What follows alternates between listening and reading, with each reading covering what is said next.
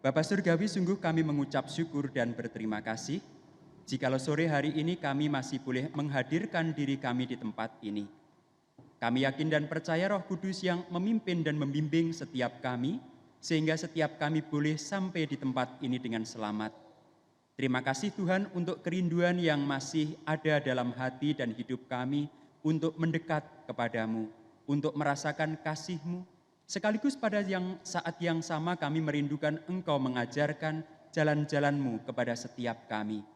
Biarlah kerinduan yang kami miliki saat ini sungguh-sungguh Engkau bungkus dengan karya Roh Kudus-Mu, sehingga setiap hati kami dilembutkan, setiap keinginan kami dikuatkan untuk sungguh-sungguh menyendengkan telinga kami hanya untuk mendengarkan kebenaran firman-Mu saja.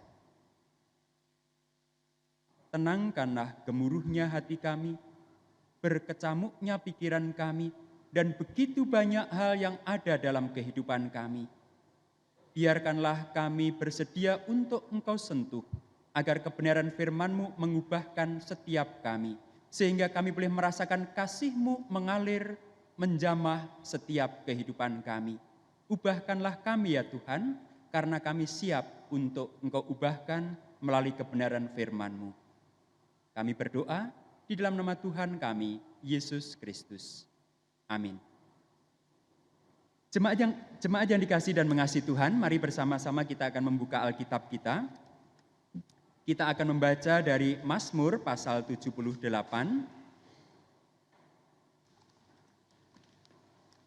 Mazmur 78. Kita akan membaca secara litani. Mazmur 78, 1 sampai dengan 8. Mazmur 78, 1 sampai dengan 8, saya membaca bagian ayat yang tercetak keluar, Bapak Ibu dan Saudara terkasih, membaca ayat yang tercetak ke dalam. Mazmur 78, 1 sampai dengan 8. Pasanglah telinga untuk pengajaranku, hai bangsaku.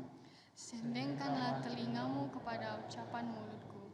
Aku mau membuka mulut mengatakan amsal. Aku mau mengucapkan teka-teki dari zaman purbakala. Yang telah kami dengar dan kami ketahui. Dan yang diceritakan kepada kami oleh nenek moyang kami. Kami tidak hendak sembunyikan kepada anak-anak mereka. Tetapi kami akan ceritakan kepada angkatan yang kemudian. Puji-pujian kepada Tuhan dan kekuatannya. Dan perbuatan-perbuatan ajaib yang telah dilakukannya. Telah ditetapkannya peringatan di Yakub. Dan hukum Taurat diberinya di Israel. Nenek moyang kita diperintahkannya untuk memperkenalkannya kepada anak-anak mereka. Supaya dikenal oleh angkatan yang kemudian. Supaya anak-anak yang akan lahir kelak bangun dan menceritakan kepada anak-anak mereka. Supaya mereka menaruh kepercayaan kepada Allah. Dan tidak melupakan perbuatan-perbuatan Allah, tetapi memegang perintah-perintahnya. Dan jangan seperti nenek moyang mereka. Angkatan pendurhaka dan pemberontak. Angkatan yang tidak tetap hatinya. Dan tidak setia jiwanya kepada Allah. Sedemikian jauh pembacaan firman Tuhan, berbahagialah setiap mereka yang merenungkan firman itu dalam kehidupannya setiap hari. Haleluya. Haleluya, haleluya, haleluya.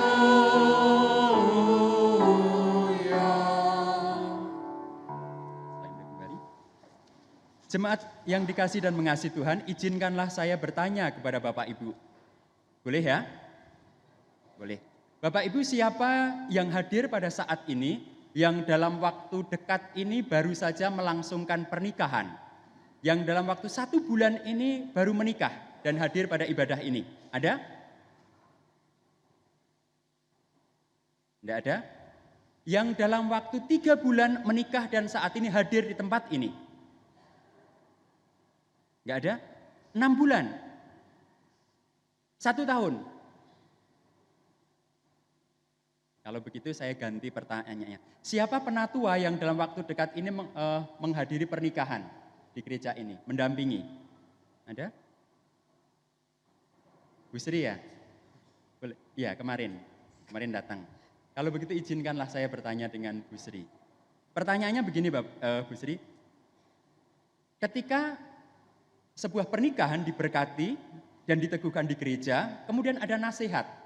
Nasihat itu kepada tiga, nasihat kepada suami, nasihat kepada istri, dan nasihat kepada pasangan ini yang berhubungan dengan anaknya. Nah, nasihat yang berhubungan dengan anaknya itu bunyinya gimana, Bu Sri? Masih ingat enggak kira-kira? Boleh ngerepek ke Bu Meli enggak apa-apa. Ini bukan ujian. Boleh bisik-bisikan.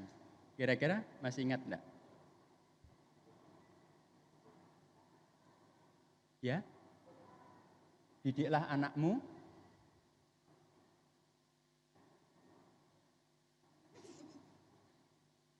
cukup? Oh belum. Ya, Bapak Ibu dan saudara terkasih, saya senang karena Bu Sri walaupun ingatnya sedikit, tetapi mengingat sesuatu yang mendasar dari nasihat bagi mempelai ketika kepada mereka dikaruniakan anak-anak. Selengkapnya nasihat untuk anak-anak, untuk mempelai yang akan dikaruniai anak berbunyi demikian. Jikalau saudara dikaruniai anak atau anak-anak, didiklah mereka secara Kristiani. Itu nasihat yang diberikan kepada mempelai yang pernikahannya diteguhkan dan diberkati di gereja. Itu nasihat yang ketiga, karena nasihat pertama kepada suami, nasihat pertama kepada istri, nasihat ketiga kepada suami istri ketika dalam kehidupan mereka dikaruniai anak atau anak-anak. Nah, Bapak Ibu dan saudara terkasih dalam Tuhan Yesus Kristus, pertanyaannya adalah mengapa anak-anak ini harus dididik oleh orang tuanya secara Kristiani? Apa tujuan kita mendidik anak-anak itu? Pak Yanto punya anak enggak, Pak? Anaknya dididik enggak? Ngapain sih dididik enggak dijar-jarno begitu? Apa tujuannya, Pak?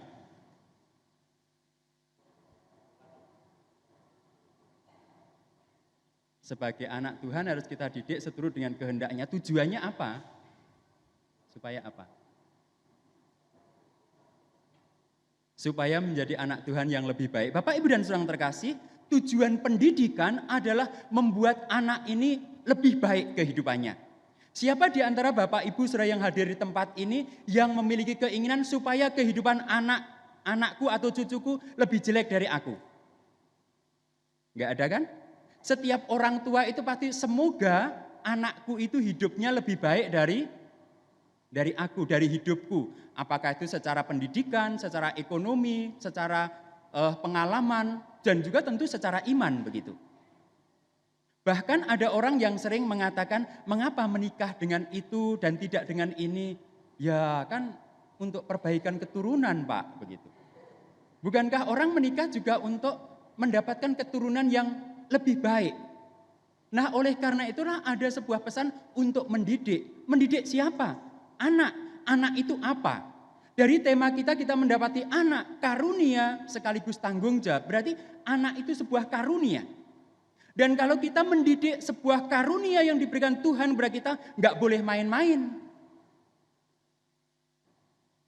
Pendidikan itu menjadi sesuatu yang sangat mendasar dan luar biasa kalau kita mau anak-anak kita yang dikaruniakan Tuhan itu menjadi lebih baik dibandingkan kita. Ketika kita mau anak-anak kita ini memiliki masa depan yang lebih cerah atau MDC. Bukan madesu ya, masa depan suram. Oleh karena kita mendidik mereka yang terbaik. Sekolah yang terbaik, les yang terbaik, segala sesuatu yang terbaik. Begitu. Mengapa kita memberikan yang terbaik? Karena dengan yang terbaik itu kita belajar bahwa kemungkinan mereka memiliki kehidupan yang lebih berkualitas itu mendapatkan garansi. Dari mana kita mendapatkan pengetahuan itu? Dari pengalaman. Dari pengalaman yang telah kita dapat atau pengalaman orang tua kita di masa lalu. Bapak, Ibu, dan saudara terkasih, oleh karena itu bersukacitalah kita sebagai manusia, karena manusia adalah salah satu makhluk yang bisa belajar dari pengalaman masa lalu atau belajar dari sejarah. Dan saya kira mungkin hanya manusia yang mempunyai kemauan dan kemampuan belajar dari masa lalu yang paling besar di antara semua ciptaan. Oleh karena itu, salah satu mantan presiden Indonesia mempunyai ungkapan yang sangat terkenal, jas merah. Jangan sekali-kali melupakan sejarah. Agar dari sejarah itu kita bisa menjadi bangsa yang lebih baik, agar dari sejarah itu kita tidak kembali terpuruk oleh karena hal-hal yang sama, oleh karena kebodohan kemudian kita dijajah. Tidak. Melalui sejarah itu kita boleh belajar dari apapun dan siapapun untuk menjadi lebih baik. Amsal 78 juga diberi judul pelajaran dari sejarah. Bapak, Ibu, dan saudara terkasih, Amsal 78 ini memiliki latar belakang, yaitu setelah Israel atau bangsa Israel dihancurkan, kemudian rakyatnya menjadi budak, dan kemudian melalui latar belakang itu kemudian penulis Mazmur menuliskan ini. Karena apa, Bapak, Ibu, dan saudara terkasih? Seringkali bangsa Israel itu melupakan sejarah dalam kehidupan mereka, dan kemudian mereka memiliki kehidupan yang tidak berkaitan dengan identitasnya sebagai umat Allah. Kalau Penatua Sujanto tadi mengatakan agar anak-anak ini nanti hidup seturut dengan kehendak Allah. Tetapi dalam praktek, dalam kenyataannya bangsa Israel seringkali memiliki kehidupan yang bertolak belakang dengan status mereka sebagai umat Allah. Mereka seringkali memberontak, mereka seringkali berlaku durhaka, mereka seringkali tidak setia, mereka seringkali plin-plan, mereka senang berselingkuh dengan ilah-ilah yang ada di sekitar mereka. Maka Tuhan seringkali membentuk mereka dengan cara-cara yang luar biasa kerasnya. Bahkan seringkali Tuhan menghancurkan mereka untuk membentuk ulang bangsa yang dipilih dan dikasihinya ini. Nah, Bapak, Ibu, dan saudara terkasih, dari sini, dari Amsal 78 ayat 1 sampai dengan 8 ini, kita akan mencoba belajar bagaimanakah menghayati anak yang adalah karunia sekaligus tanggung jawab itu dalam kehidupan kita. Bapak, Ibu, dan saudara terkasih, pertama-tama kalau kita melihat dari Amsal 78 ini, maka diawali oleh sebuah panggilan, oleh sebuah tawaran. Perhatikan bahwa ketika pemazmur ini mengundang bangsa Israel atau siapapun yang diberi undangan, sifatnya tidak pernah memaksa. Tetapi itu adalah sebuah undangan, menawarkan sesuatu yang baik, tidak dipaksakan. Pasanglah telinga untuk pengajaranku, hai bangsaku, sendengkanlah telingamu kepada ucapan mulutku. Ini adalah sebuah undangan yang bersifat sukarela, bukan sebuah paksaan. Undangan yang bersifat sukarela, tetapi seharusnya disertai sebuah kesadaran. Mari kita belajar dari apa yang telah terjadi, dengarkanlah aku supaya kita menjadi lebih baik. Sebagai orang tua kita tentu ingat bahwa seringkali kita pernah memaksa kita memaksa anak kita untuk mendengarkan atau untuk mempelajari sesuatu. Walaupun anak kita seringkali tidak mau, tetapi seringkali kita memaksa. Walaupun ada kalanya juga anak-anak kita dengan sukarela melakukan itu. Ketika saya di Surabaya, saya ikut adiknya ayah saya. Dan di sana orang tuanya sangat keras. Saya mengatakan sangat keras karena orang tuanya itu sangat otoriter begitu. Dan kehidupan anaknya itu hanya dipenuhi sekolah dan les. Les macam-macam. Jadi ada les organ, les renang, foto model, macam-macam. Semua yang diinginkan orang tuanya itu diberlakukan pada anaknya. Jadi anak itu pasti bangun pagi dari jam 6, pulang sampai jam 9 malam itu sekolah, les, dan lain sebagainya begitu. Nah, ketika anak ini tidak mau menuruti, maka orang tuanya akan menggunakan bukan sedikit kekerasan, bahkan keras begitu. Saya ingat persis sisir-sisir yang keras itu pun ketika digunakan untuk mukul anaknya itu sampai sisirnya patah begitu. Dan saya seringkali menyaksikan itu. Dan hasilnya adalah Bapak, Ibu, dan saudara terkasih, ketiga anaknya ini dileskan piano, tetapi akhirnya tidak ada gunanya. Karena ketika besar mereka sama sekali tidak bisa menggunakannya. Walaupun anaknya namanya Maria, tetapi bukan Kristiani karena hanya lahir di rumah sakit Katolik dan suster yang menolongnya namanya Maria, anaknya dinamakan Maria. Sekolahnya di sekolah Katolik. Maka setiap ada kegiatan ditanya, ayo Maria kamu ikut, kamu kan ini. namaku Maria tapi aku bukan orang Kristen begitu. Nah, ketika anaknya ini mempunyai semua keterampilan yang diinginkan orang tua, tetapi akhirnya semua itu tidak berguna. Mengapa? Karena mereka mempelajari dan mengikuti itu secara terpaksa. Memenuhi apa yang diinginkan dan gambaran orang tuanya mengenai anakku ini mau kujadikan apa. Oleh karena itu, penulis pemazmur ini menyadarkan kita, hendaknya ketika kita akan melakukan segala sesuatu itu bukan pemaksaan, tetapi menawarkan. Sehingga dari penawaran itu akan timbul kesadaran. Dan kesadaran diri anak untuk mau mendengarkan, menyendengkan telinganya itu akan lebih berguna dan bermanfaat daripada memaksakan dan memberikan begitu banyak hal dalam kehidupannya. Maka mengajar dan mendidik itu bukan dengan paksaan, tetapi menumbuhkan dulu kesadaran, kemauan dalam diri anak. Ketika mereka bisa mengetahui dan menerima itu, maka tentu hasilnya akan lebih maksimal begitu. Nah, Bapak, Ibu, dan saudara terkasih, undangan ini tentu saja bukan hanya kepada anak, tetapi juga kepada generasi-generasi berikutnya. Hal ini diperlakukan kepada semua generasi, sehingga semua generasi juga akan merasakan itu. Tuhan mengundang agar setiap mereka yang diundang itu datang dengan kesadaran, bukan dengan keterpaksaan. Karena kalau orang hadir dengan keterpaksaan itu, maka hasilnya tidak akan pernah maksimal. Pertanyaannya, Bapak, Ibu, dan saudara terkasih, saat ini hadir ke sini dengan keterpaksaan atau kesadaran? Kira-kira. Kalau para penatua, dengan rangkaian tugasnya ini, kewajiban atau kesadaran? Sadar ya. Kalau penatuannya sadar, pendetanya sadar, pasti jemaatnya juga sadaran. Nah, saya yakin itu terjadi dalam kehidupan kita. Nah, Bapak, Ibu, dan saudara terkasih, yang menjadi pertanyaannya adalah ketika diundang untuk mendengarkan pengajaran itu tentang apa? Tentang apa yang akan diajarkan kepada bangsa dan kepada generasi turun-temurun semuanya itu. Tentang apa? Nah, inilah yang dimaksud dengan tentang Amsal yang berasal dari zaman purbakala, tentang teka-teki. Apa yang akan diceritakan dan dikisahkan kepada bangsa dan kepada keturunan-keturunan mereka. Yang akan dikisahkan adalah tentang perbuatan-perbuatan Allah yang ajaib yang telah dilakukannya kepada orang tua mereka, kepada kakek nenek mereka, kepada generasi sebelumnya. Kepada bangsa dan kepada keturunannya ini pemazmur hendak menyampaikan tentang perbuatan-perbuatan Allah yang ajaib. Perbuatan-perbuatan Allah yang penuh kasih.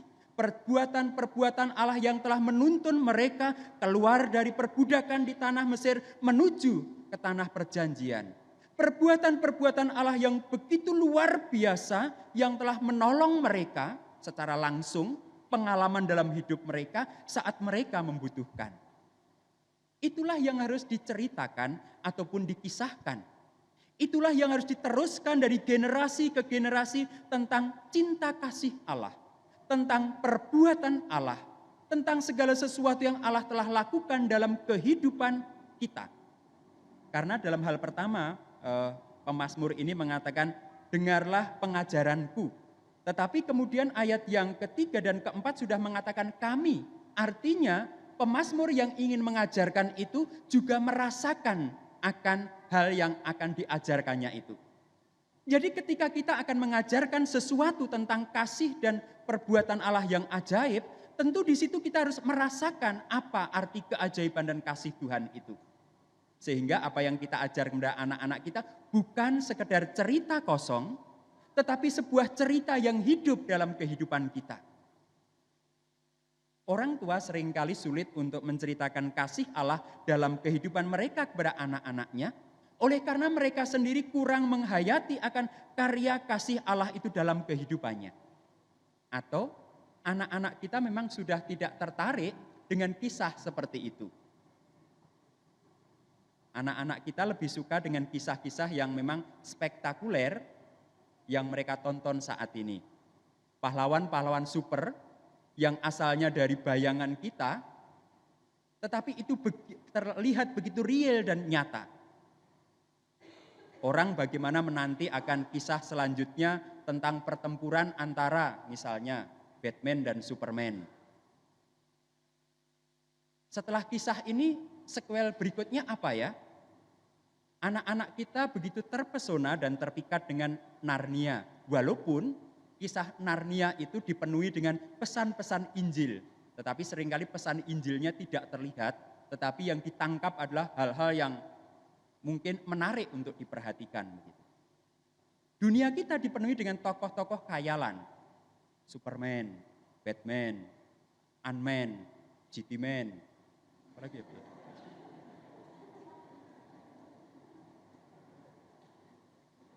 Apakah Bapak Ibu suka menonton GT-Man?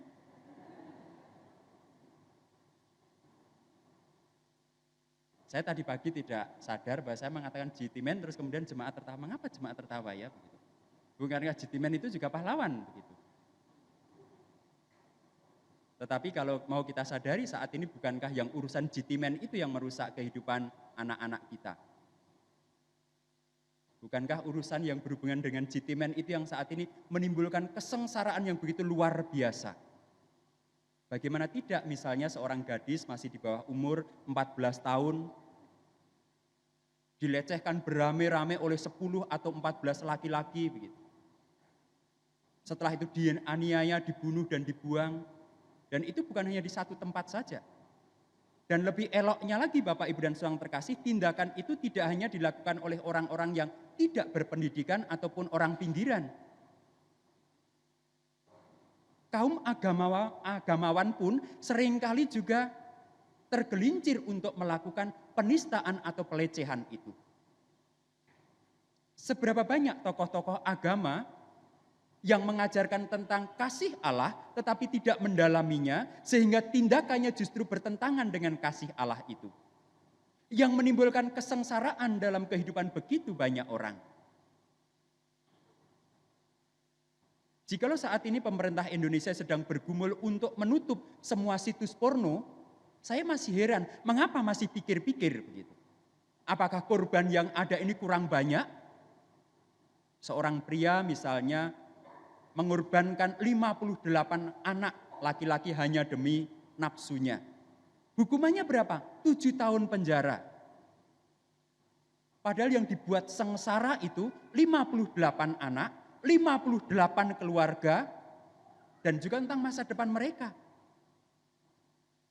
Oleh karena itu penulis Mazmur mengatakan bukannya suaraku tapi kami. Artinya apa? Ketika kita menceritakan tentang kisah kasih Allah itu harus kita rasakan, kita hayati dalam kehidupan kita. Sehingga ketika kita ceritakan kepada anak-anak kita menjadi cerita yang hidup. Walaupun Bapak Ibu dan Saudara terkasih tidak mudah. Ketika pagi saya mengantarkan anak-anak saya suka membiasakan untuk di mobil itu saya setelkan CD lagu-lagu rohani begitu. Begitu saya memutar lagu rohani, reaksi anak saya apa Bapak Ibu dan Saudara terkasih? Langsung sandar ke kursi dan mukanya sangat flat. Nggak ada reaksi apapun. Sangat flat. Itu lagu-lagu rohani yang saya harap pagi ini dihantar dengan itu. Begitu. Tetapi begitu saya pindah tidak di CD tapi di radio dan kemudian mendengarkan salah satu lagunya One Direction begitu, mukanya langsung cerah bercahaya, tubuhnya bergerak dan menyanyikan semuanya. Ternyata memang makanan duniawi itu lebih menarik daripada makanan. Dan banyak orang tua yang menyerah itu. Salah satu contoh, seorang jemaat katanya beribadah di sebuah gereja. Di depannya duduk orang tua, bapak, ibu, di tengahnya ada anak. Begitu. Dan dia menyaksikan bagaimana upaya kedua orang tua ini untuk menenangkan anaknya. Akhirnya sang anak ini dikasih tablet, bukan tablet ini ya, karena flu, karena apa ya. Dikasih tablet begitu, dan kemudian anak ini dengan tenang, asik membuka tabletnya, dan tablet ini memang unik karena bisa dibuka dan untuk main game begitu. Jadi selama ibadah itu orang tuanya menyimak, anaknya didiamkan dengan sebuah tablet untuk main game. Nah ibu ini tergoda untuk menegur Bapak Ibu, dan karena itu kemudian dia agak belok begitu melihat, tapi untungnya dia belum jadi menegur, karena apa? Ternyata apa Pak? Loh apa saya tanya begitu? Yang ada di depan saya itu pendeta dan istrinya. Di tengahnya anaknya. Kalau pendeta saja sampai kehilangan akal untuk membuat sang anak ini duduk tenang 1,5 jam dalam ibadah, bagaimana berputus asanya orang-orang yang lain dan kemudian mengambil cara yang sama begitu. Bapak Ibu dan saudara terkasih, kita masih yakin anak-anak yang dikaruniakan Tuhan itu anak-anak kita? Ataukah mereka telah menjadi anak-anak teknologi?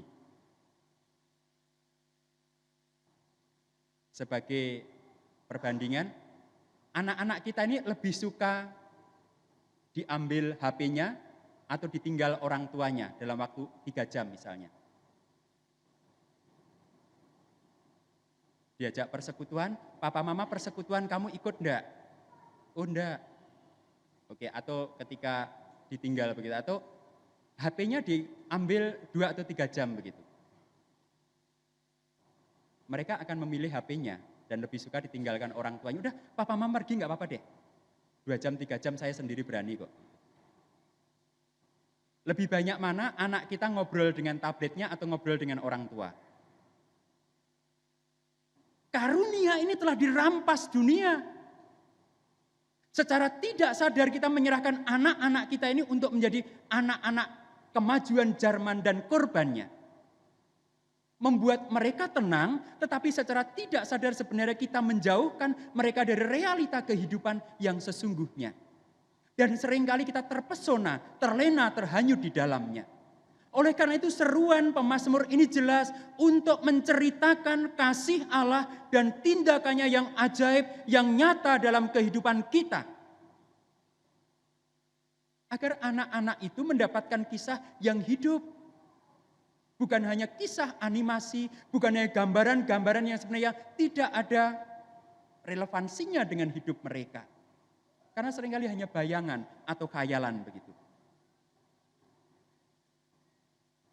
Tentang kasih Allah itulah yang harus kita ceritakan berkali-kali, berulang-ulang. Kasih Allah yang begitu luar biasa dalam kehidupan kita. Pertanyaannya adalah mengapa kita harus menceritakan kasih Allah? Mengapa kita harus menceritakan perintah ataupun aturan-aturan Allah itu kepada anak-anak kita? Seringkali itu menjadi pertanyaan banyak orang tua, mengapa kami harus mengajarkan itu kepada anak-anak kami? Mari kita perhatikan Bapak Ibu dan saudara terkasih dari ayat 5. Telah ditetapkannya peringatan bagi Yakub dan hukum Taurat diberinya di Israel, nenek moyang kita diperintahkannya untuk memperkenalkan kepada anak-anak mereka. Hal ini adalah perintah langsung dari Allah. Bukan akal-akalannya pemazmur, bukan akal-akalannya para nabi, tetapi mereka mengungkapkan ini karena ini semua diperintahkan langsung oleh Allah. Agar apa? Agar anak yang dikaruniakan Allah kepada kita ini dididik dengan cara yang benar dan kemudian mereka menikmati hidup yang benar. Mereka menjadi generasi yang belajar dari sejarah dan pengalaman sehingga mereka memiliki kualitas dan identitas serta mutu hidup yang lebih baik. Maka Allah memerintahkannya secara langsung. Bagi setiap orang tua, gereja, masyarakat dan negara, mengajarkan tentang hukum, tentang perintah, tentang ajaran dari Tuhan, itu adalah perintah langsung dari Tuhan. Apalagi kita sebagai gereja, sebagai keluarga Kristiani, yang dalam nasihatnya jelas, didiklah anak-anakmu secara Kristiani, itu perintah langsung. Yang kedua apa Bapak Ibu dan saudara terkasih? Perhatikan ayat yang ke-6, supaya perbuatan Allah yang ajaib dan perintahnya itu dikenal oleh angkatan yang kemudian, supaya anak-anak yang akan lahir kelak bangun dan menceritakannya kepada anak-anak mereka. Supaya anak-anak kita itu punya bekal yang indah, yang baik, untuk kemudian diceritakan kembali kepada generasi berikutnya. Mereka tidak hanya tahu karena di sini tidak dikatakan tetapi mengenal. Mengenal artinya merasakan apa yang dikisahkan itu dan kemudian mendaraskannya kembali, menurunkannya kembali, menceritakannya kembali kepada generasi berikutnya. Agar karya kasih Allah itu terus dikenal. Bapak Ibu dan saudara terkasih, kira-kira kita membayangkan enggak 20 tahun lagi siapa yang menduduki kursi-kursi di GKI Pengadilan ini?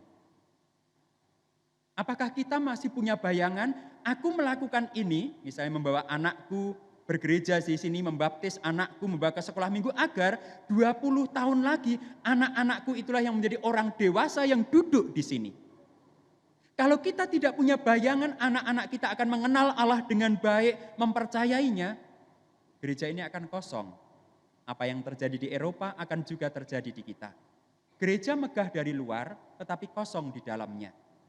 Orang-orang hanya pergi ke gereja ketika sudah berhubungan dengan usia lanjut, usia tua, dan dengan urusan yang berikutnya.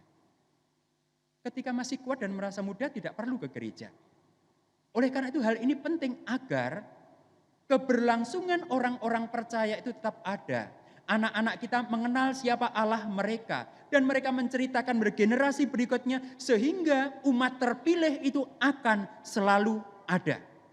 Generasi dan generasi selalu berganti dan itu tetap ada, kuat dan kokoh di dalamnya. Mengapa kita harus menceritakan atau menyampaikan kepada anak-anak kita? Yang terakhir, perhatikan ayat yang ke-7a Bapak Ibu dan Saudara terkasih, supaya mereka menaruh kepercayaan kepada Allah. Bukankah ini hal yang sangat mendasar? Supaya mereka menaruh kepercayaan kepada Allah. Supaya mereka juga mempercayakan hidupnya kepada Allah. Karena saat ini Bapak Ibu dan Saudara terkasih, tantangan dunia yang semakin sulit, pelik dan rumit ini membuat orang mudah putus asa dan menyerah. Ketika mereka tidak memiliki sebuah tempat di mana mereka menaruh atau mempercayakan hidupnya, mereka akan menjadi orang-orang yang lemah, yang mudah terpinggirkan, terlindas, tersingkirkan, bukan karena mereka tidak pandai, bukan karena mereka tidak berprestasi, tetapi mereka kurang memiliki hikmat dan kebijaksanaan dalam hidupnya. Mereka tidak memiliki semangat yang begitu luar biasa untuk berjuang mengatasi segala sesuatu yang terjadi. Bukankah undangan pemazmur ini tujuannya sangat baik supaya mereka menaruh kepercayaan kepada Allah dan tidak melupakan perbuatan-perbuatan Allah tetapi memegang perintah-perintahnya. Menaruh kepercayaan kepada Allah dan kemudian dalam kepercayaan itu mereka dengan setia melakukan perintah-perintahnya. Perintah-perintahnya itu tidak berat dan perintah-perintahnya itu menyenangkan begitu. Bapak, Ibu dan Saudara terkasih, bukankah ini bisa menjadi alasan yang sangat mendasar mengapa kita harus menyampaikan hal-hal yang mendasar ini kepada anak-anak kita yang dikaruniakan Tuhan kepada kita.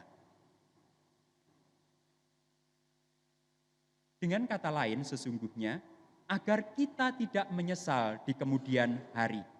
Ada ungkapan yang indah dari Amsal, kalau tidak keliru dari Amsal 29, Bapak Ibu dan Saudara terkasih, yang bisa kita pelajari bersama. Amsal 29, ketika kita sebagai orang tua, gereja dan masyarakat bersedia mendidik, melakukan tanggung jawab kita terhadap anak-anak kita sejak dini, Amsal 29 ayat 15, mari kita baca bersama-sama Amsal 29 ayat 15. Apa yang akan kita dapatkan ketika kita mendidik anak-anak kita, ketika kita melakukan tanggung jawab kita sebagai orang tua terhadap anak-anak kita. Amsal 29 ayat 15, 2, 3. Tongkat dan teguran mendatangkan hikmat, tetapi anak yang dibiarkan mempermalukan ibunya.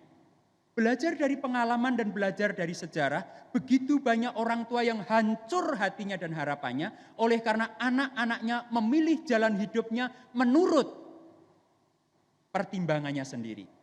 Begitu banyak orang tua yang datang dan menangis karena kehilangan anak-anaknya, karena merasa terlambat, karena mereka mengabaikan mendidik anak-anaknya dengan baik, melupakan tanggung jawabnya yang telah diberikan Tuhan kepada mereka.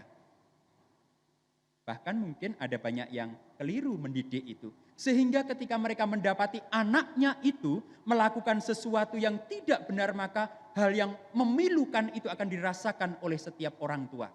Kalau di sini dikatakan ibu, maka memang seringkali yang hatinya hancur itu adalah seorang ibu.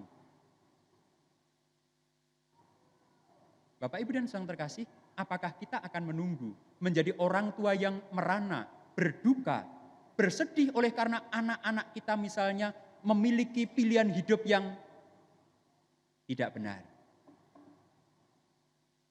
Firman ini mengingatkan kita, tidak ada kata yang terlambat. Ada banyak hal yang masih kita bisa lakukan untuk mendapatkan kembali anak-anak kita. Bapak, Ibu, dan saudara terkasih, ingin tahu kabar baiknya? Kalau kita mendidik anak-anak kita dengan benar, tidak jauh dari itu. Ayat yang ke-17. Kalau tadi orang tua yang membiarkan tidak mendidik anak-anaknya dengan baik akan dipermalukan dalam hidupnya, tapi ayat yang ke-17 memberikan sesuatu yang indah bagi setiap Bapak, Ibu, saudara dan saya, setiap orang tua dan gereja. Ayat 17, didiklah anakmu, maka ia akan memberikan ketentraman kepadamu dan mendatangkan sukacita kepadamu. Luar biasa. Kalau saya sedang KKR, saya mengatakan, amin Bapak Ibu. Didiklah anakmu, maka ia akan memberikan ketentraman kepadamu dan mendatangkan sukacita bagimu. Karunia yang dikaruniakan Allah kepada keluarga kita, ketika kita bertanggung jawab dengan baik, maka karunia atau anak-anak itu akan mendatangkan sukacita, ketentraman, nama baik orang tua, kemuliaan, dan tentu juga bagi Tuhan dan bagi gereja. Tetapi untuk mendapatkan itu perlu proses panjang, di mana kita dipanggil untuk mendidik dan mengajar. Belajar bersama dengan anak-anak kita. Bapak, Ibu, dan saudara terkasih, karena apa? Karena ketika kita melakukan itu sesungguhnya kita ingin memiliki generasi yang lebih baik. Generasi yang hidupnya tentu lebih baik daripada kita. Sebagai penutup dari 78, Mazmur 78 dikatakan demikian, agar anak-anak kita tidak apa? Dan jangan seperti nenek moyang mereka, angkatan pendurhaka dan pemberontak, angkatan yang tidak tetap hatinya dan tidak setia jiwanya kepada Allah. Jadi saat ini sebenarnya kita dalam kondisi rebutan Bapak Ibu.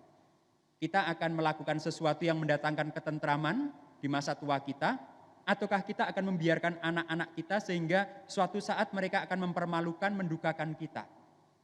Apakah mereka akan jatuh dalam hal-hal yang sama karena mereka tidak bersedia belajar dari masa lalu dan pengalaman orang tuanya, pengalaman nenek moyangnya? Apakah kita akan merelakan itu? Ataukah kita akan fight, merebut mereka, membawa mereka kembali, menghidupi mereka sebagai karunia Tuhan dengan melakukan tanggung jawab kita sampai titik darah penghabisan, sehingga anak-anak itu sungguh akan mendatangkan ketentraman, mendatangkan sukacita bagi kita orang tua dan tentu juga memuliakan Tuhan. Nah, kiranya pengalaman dari pemazmur ini bisa menyegarkan dan mengingatkan kita kembali ketika kita mengatakan anak adalah karunia tetapi sekaligus tanggung jawab. Ada tantangan tetapi juga ada keindahan yang ditawarkan di sana. Mari kita jalani kedua-duanya. Tuhan berkati. Amin.